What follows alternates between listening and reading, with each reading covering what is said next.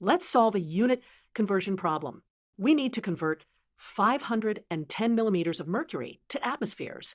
To understand this conversion better, let's visualize what millimeters of mercury and atmospheres actually represent. A mercury barometer is a device that measures atmospheric pressure using a column of mercury.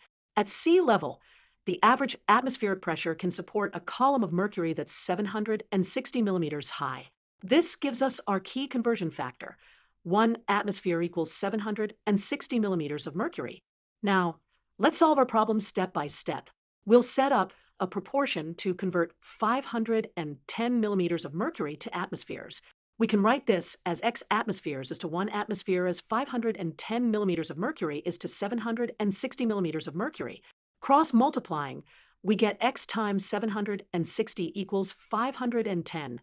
Solving for x, we divide both sides by 760. Let's calculate this. 510 divided by 760 equals 0.67105. Rounding to 3 decimal places, we get 0.671 atmospheres.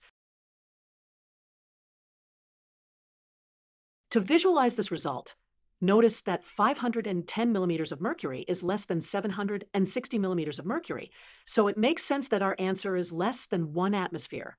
In fact, it's about 2/3 of an atmosphere, which we can see on our barometer.